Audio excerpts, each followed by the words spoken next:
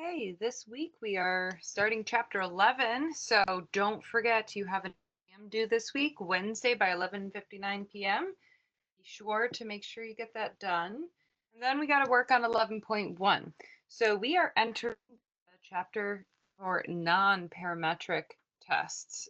Um, I looked into our guru. They were supposed to put them in there, and they did. But it looks like they only put one of like the 4 or 5 that we're going to learn. I can't find the sign test in there. Luckily, the sign test is wicked easy and it's not a big deal to do out by hand. So we will be doing this one out by hand. Typically, there are no softwares that do non-parametric tests, at least easy click point interface softwares. But our guru did add one of the tests in there, so we'll explore that when we get to it later this month. Okay, so let's take a look at 11.1. Again, I am using a different PowerPoint than the Pearson one, but it is always posted in your weekly content folder as a lecture PowerPoint. Let me actually put this in presentation mode this week because we don't have a software to switch back and forth from. Okay, so the sign test. We are exploring different ways to handle data when we don't have all the information. These non-parametric tests are not as accurate as parametric tests, which is why they're not the preference. Parametric tests have all those assumptions, the normally distributed assumption, the randomly selected assumption, and a bunch of others depending on which tests we're looking at. So the parametric ones, because they're harder to qualify, are definitely more accurate. But there are many times where we're just like, we want to get an idea of what's going on and we have the information that we have and nothing else. And we might have to resort to a non-parametric test. And these non-parametric tests have less assumptions that you have to make, but again, that makes them less accurate in their results. So the procedure of the sign test, the only assumptions that we have to make is that it's paired data, and the pairs of data are selected at random in fashion. So again, we're still talking about a randomly selected sample, and that is the theme from beginning to end of the first statistics course that you've taken to this one, always randomly selected samples. That part's never going away. Okay, so our hypotheses, our null is always going to be set to the number of positive or negative signs equals the number of positive or negative signs. That makes no sense to you right now, but don't worry, after a couple examples, it will make sense. The alternative hypothesis is the number of negative or positive signs is significantly greater than, less than, or not equal to the number of positive, negative signs, depending on the claim which is being tested. So very generic. Essentially, they're laying out that the alternative is going to be one of 3 setups, greater than, less than, or not equal to. And null is always an equal to sign, which you guys hopefully should know by now. Okay, the test statistic, which we will have to do our calculations by hand because we do not have a software to do this for us. If our sample size, and we'll talk about specifically what the sample size means in terms of the sign test, which is slightly different than what you're used to. If that sample size is less than or equal to 25, then the test statistic X will be equal to the number of times the less frequent sign occurs. So what that means is, let's say that we calculate the signs, and we're talking about signs, we're talking about positive and negatives, and again, that makes no sense until you see the first example. But to explain what this sentence means, oops, here we go. This sentence, the number of times the less frequent sign occurs, if we have, let's say, 15 signs, okay, so n is 15, less than or equal to 25, and 8 of the 15 are positive and 7 of the 15 are negative, then x would represent 7 because that is the less frequent sign. The negatives are less than the positives. Okay, if our sample size is greater than 25, then we will calculate the test statistic using this formula. Okay. All right. Critical values. We need to know our critical values in order to make a determination on the result. So if the data tends to support the alternative hypothesis and if the sample size is less than or equal to 25, we will reject the null hypothesis. If the test statistic is less than or equal to the critical value, the table of the appendix for the sign test, which I'll show you where that is. If the data tends to support the alternative hypothesis and the sample size is greater than 25, the critical values are based on the standard normal distribution, um, your z with critical values defined such that we reject for small values of the test statistic. All right, first example. A researcher is interested in knowing the effect 1 ounce of 100 proof alcohol has on individuals. To study this effect, the researcher randomly selects 10 subjects and records their reaction times in seconds, both before and after drinking 1 ounce of 100 proof alcohol. Results of the study are displayed in the table on the next slide. In addition to the original data from this previous example, so if you recall, we did this already. We did this in a parametric test. We did it for paired data, and we calculated whether we believe the difference in reaction time was significant. And we came out to a conclusion that it was. But this was one of those examples, if you recall, or you go back to that recording, that we did not actually know the assumptions. We just made the assumptions we assumed in order to proceed through the parametric test. We really shouldn't do that. We should resort to a non-parametric test that does not require all of those assumptions to be met. Okay, so in addition to the original data set, the data set originally was just the two columns of before and after. There's an additional column now that you're going to see in the next slide where they have subtracted the difference between these two data values to get the signs of the difference. Okay, so here's the table. First saw this table in a previous chapter. You only had the before and the after data values. Now they've taken before minus after and they've come up with the differences. Okay, so if we count, we have 1, 2, 3, 4, 5, 6, 7, 8 negative signs. And we do not have any positive. 0 is not negative nor positive. It's even, but it's not negative or positive. It's completely neutral, which is the exception to the sample size. So the sample size does not include zeros. It is positive and negative, but not 0. So that means our sample size is 8, and all 8 of the data values are negative. Can the researcher conclude at an alpha of 0.01 that the median, recall median is the middle number, not the average, reaction time is longer after consuming 1 ounce of 100 proof alcohol? Okay, let's take a look at the solution.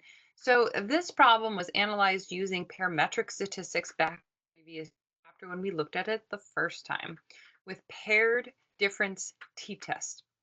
In order for this t-test to be valid, we had to make an assumption that the differences had an approximately normal distribution. Suppose that we doubt that the differences have a normal distribution because we don't know. Remember, we couldn't run a normal analysis. There were only 10 data values. I mean, we could, but we don't know how accurate that would be. Is it still possible to draw a conclusion about whether or not alcohol increases median reaction time? One possible method for this would be the sign test. So again, the sign test is based on the idea that if two data sets have the same medians, the number of differences with positive signs should approximately equal the number of differences with negative signs, right? If all the middle numbers are the same, then we should have the same positive and negative differences.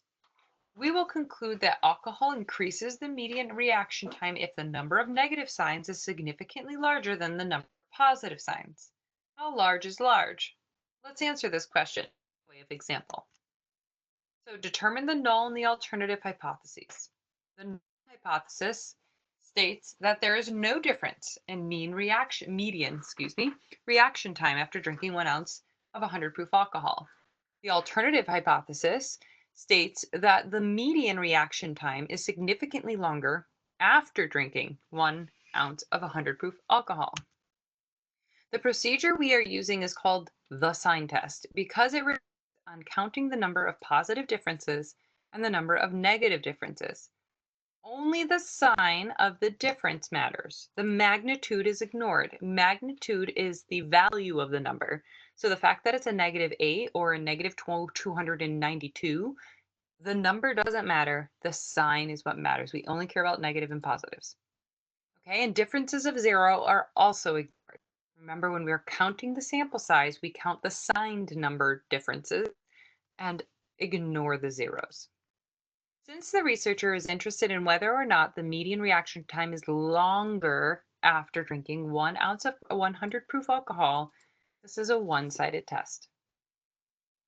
Okay, the researcher wants to determine if the median reaction time is longer for subjects who have consumed 1 ounce of 100 proof alcohol. The statistical measures being used are counts of the number of positive signs and negative signs. If the reaction time is prolonged after the alcohol has been consumed, then the reaction time before drinking will be less than the reaction time after drinking, which, if it's a small number minus a large number, would create a negative sign. Consequently, we would expect the number of differences with negative signs to outnumber the differences of positive signs. If the reaction time before and after drinking 1 ounce of 100 proof alcohol are identical, then we would expect any difference would be due to random variation, in which case we would have about the same number of positive and negative signs. So what they're saying is that if our reaction times did not change at all, we would have computed the number of positive and negative signs because the differences between before and after would be proven to be just due to random variation, meaning these timed by humans. So maybe one time they timed action time and they didn't press start fast enough, or maybe they press start before the person was actually reacting, and that could cause a variation in the times recorded. Using these ideas, we can translate our plain English hypotheses into the following. So the null hypothesis is the number of positive signs equals the number of negative signs, also known as the median reaction time is the same after and before drinking the alcohol. The alternative hypothesis states the number of negative signs significantly outnumbers the number of positive signs. This means that the median reaction time is longer after drinking the alcohol than before. Okay, so now we need to specify the significance level, which was stated to be 0.01. We need to validate the assumptions. Easy peasy for non-parametric. It was stated that the data was randomly selected, so we're good to go. Our discussion is on the signs of the differences.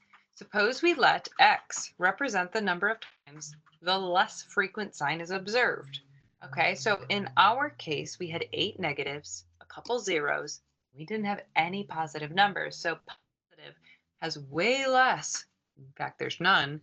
The negative, so X would represent 0 because there are 0 less frequently observed positive signs. Assuming that the null hypothesis is true, the number of times the less frequent sign is observed, this paired difference experiment has a binomial distribution with a 0.5 probability and n representing the number of non-zero differences. 0, again, means you count negative and positive signs, ignore zeros. If X is too small, then either the hypothesis is true and a rare phenomenon has been observed, or the null hypothesis is not true. To make the decision whether X is too small, a decision rule must be developed.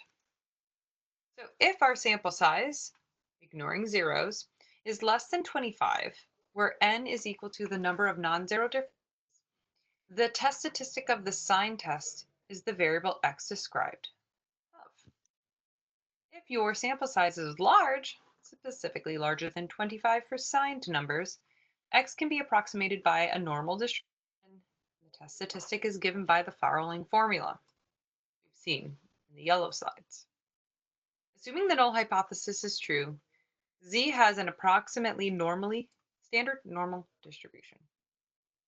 Since n is less than or equal to 25, the value of the test statistic is given by X. Again, the number of times the less frequent sign occurs.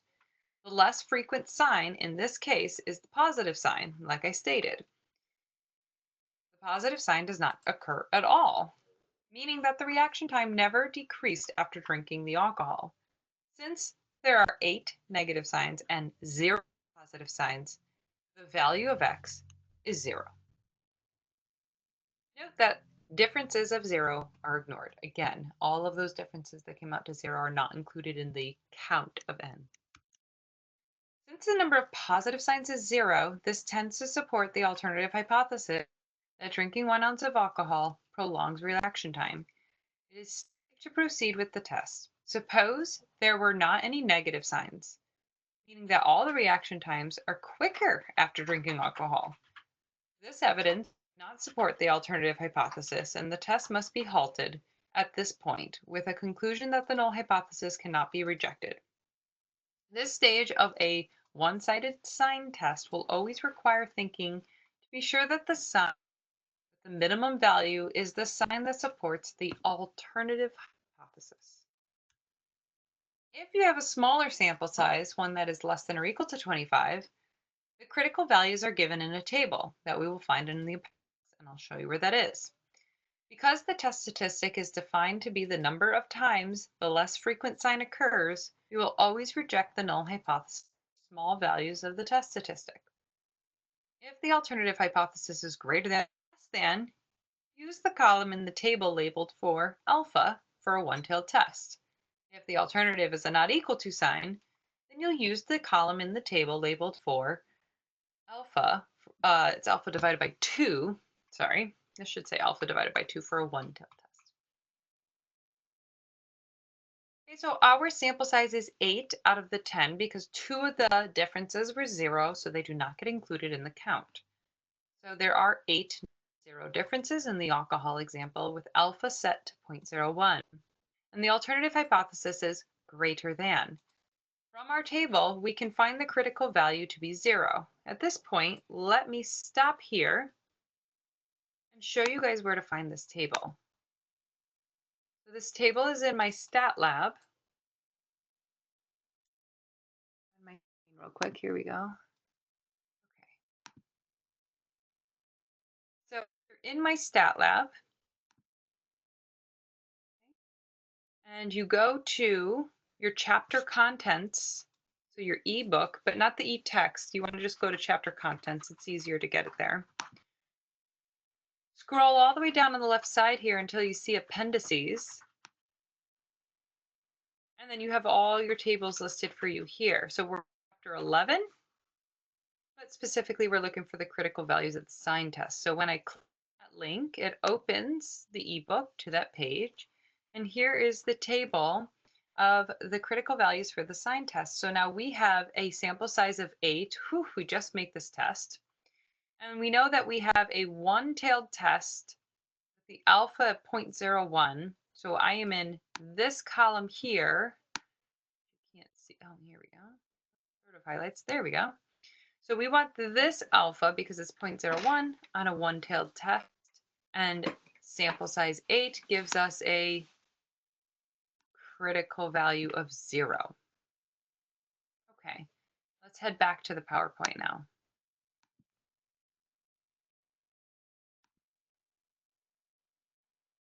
Just kidding. I just stopped sharing what I wanted to share. Let's try that again. Here we go. So that's how they got the critical value of 0. We will reject the null hypothesis if the test statistic is less than or equal to 0. The rejection region is drawn above. Okay, so this line is supposed to represent 0. Okay, if our sample size was bigger than 25, the critical values are determined in a similar manner to other hypothesis tests. So essentially, find your z-score. If you recall, that means taking the alpha and doing inverse norm in your calculator to find the critical value. If you need to refresh on critical values, go back to chapter 7 that we reviewed back in like week 2 or 3. And chapter 7 is a great place to find how to find critical values in general. However, because the test statistic is defined to be the number of times the less frequent sign occurs, we will always reject the null hypothesis for small values of the test statistic. Okay, that's the same limitations that we have. We have either you fall in the rejection region or you don't. Okay, so our test statistic was 0. We calculated it again because we had a really small sample. Our test statistic is 0 because there were 0 positive signs, which was the less reoccurring sign. So this falls in the rejection region because less than or equal to the critical value of 0 causes us to reject the null hypothesis at a zero point zero 0.01 alpha level. It is unlikely that the small number of positive differences could be attributed to normal sampling variation. So it's not likely that the testing times showing the slower reaction time after drinking alcohol was not by chance. So there is sufficient evidence for the researcher to conclude at an alpha level of 0.01 that the median response time is higher for those subjects who have drunk 1 ounce of 100 proof alcohol than for those who have not. Okay, so that one was more of a walking you through every possibility for the sign test to try to really describe what the test does or doesn't do and the situational. Now let's go through an example where we're going to stay just with that example information and not explore both sides. So example 2. In an effort to attract new residents and businesses to the area, the Chamber of Commerce publishes a report which states that the median home price in Durham, North Carolina, is less than the median price of existing homes in the United States of 312,800. 50 recent home sales in Durham area were randomly selected, and of those, 35 had an actual sale price of less than this amount. Okay, so we have 35 that were less than the national average. And if there were a total of 50, that means there were 15 that were greater than or equal to. Does the data support the claim made by the Chamber of Commerce at an alpha level of zero point 0.1 this time? Again, the claim that the Chamber of Commerce is making is that the median home price is less than that of the median national, um, the national median, not average because it's not an average. Okay, so we have to determine the null and the alternative. So our null hypothesis is stated to be the median home price in Durham, North Carolina is at least as large as that of the median home price for the United States. Okay, at least as large is greater than or equal to. Notice the equal to sign, very important to be in the null. That's not the claim. The claim is the alternative because the Chamber of Commerce is claiming that the median home price in Durham, North Carolina is less than that of the median home price for the United States. Once again, we will look at the differences, but in this case, the differences will be created by subtracting the median from each data value. The sign test will rely on counting the number of positive signs, number of homes with sales larger than the median for the United States, and the number of negative signs, the number of homes with sales prices less than the median for the United States. Okay, so for this one, we didn't actually have a before and after a paired data set. We had one data set, but we can still use the sign test by using the comparison of the median. Since everything's based on the median, then we would take that median, which was 312,800, I believe, and we would subtract that from each one of the data values. Okay, we don't actually have the data values in this example. All we have is information that we read. And again, this is very helpful for the fact that we have non-parametric tests is very helpful when we don't have the data set. So notice all they gave us was that we have 35 less than the median. So we know if we have a small number minus a bigger number, we have 35 negative signs. 15 of the 50 are greater than or equal to. That's the tricky part. If it's greater than or equal to, we need to know if there are some that we're equal to, because if there are, those zeros get ignored and the rest are positives count. Hopefully they tell us that later because that is a bit of information that can change our outcome. So since the Chamber of Commerce's claim is that the median home price is lower than that of the United States, this test is a one-sided test. Okay, so our null is the number of positive signs equal to the number of negative signs, meaning there's no change or there's no difference. And the alternative will represent that the number of negative signs significantly outnumbers the number of positive. Again, negative because that's the claim. They're saying that the median is less, and just think less number minus bigger number, negative signs. Our alpha level will be 0.1. We have to check for the assumptions. Very easy to do. They're randomly selected, and it's stated they were randomly selected. Since our sample size is greater than 25, we have a sample size of 50, well, at least a sample size of 35, I should say, because we know there are 35 negative signs. The other 15, we are unsure if they're zeros or positive signs. But even knowing the 35 negative signs, which would be counted in for n, that does exceed 25. So our test statistic is given by a formula this time instead of just taking the lesser occurring signed value. Whew, that's a lot to say. X still represents lesser occurred sign value though. So assuming the null hypothesis is true, Z has an approximately standard normal distribution. Negative signs will occur if the median price of the home in Durham is less than that of the United States. 35 of the sampled homes had an actual sale price less than the median of the United States. Therefore, there are 35 negative signs. Positive signs will occur if the median home price is greater than the median price of the United States. 15 of the sampled homes had an actual sale price greater than the median. So they're stating that they are known to be greater than, not greater than or equal to. That to be actually stated in the problem in the first place, but that's okay. So we know now that we have 35 and 15, so we do have a total of a sample size of 50. And our lesser occurring sign is the positive ones again. So X is 15. And that's what this slide states. So when we go ahead and calculate our test statistic, we put 15 in for X. 0.5 was the standard value. That is the probability of the binomial. 50 is our sample size divided by 2, square root of 50 divided by 2, and we get a test statistic of negative 2.69. Recall what a critical value does for us. A critical value, oh, sorry, this is the test statistic. We haven't found the critical value yet. This is our test statistic. Now we need to find a critical value. The critical value is going to mark the threshold between rejection region and the fail to reject region. So if we are going to, if this negative 2.69 and we are doing less than, so this is a left-tailed test. If the negative 2.69 is to the left or less than the critical value, we will reject the null hypothesis.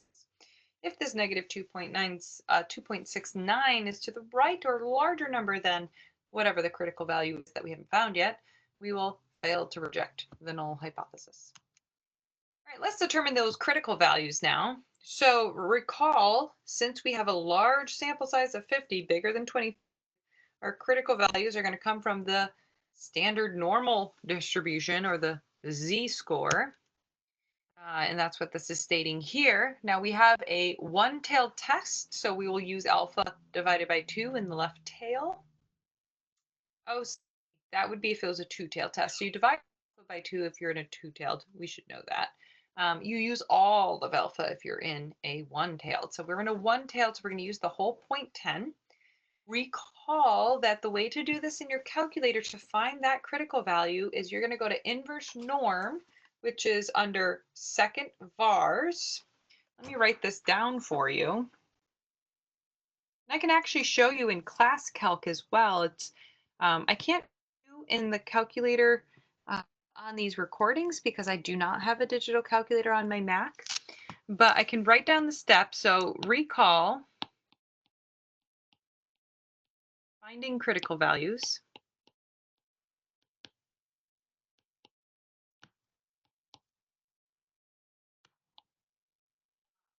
finding critical values, CV. All right, so in the calculator, we are going to go second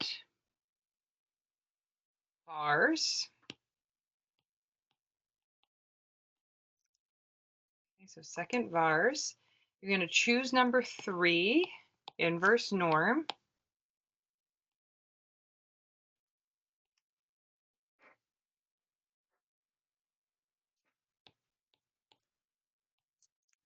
Okay.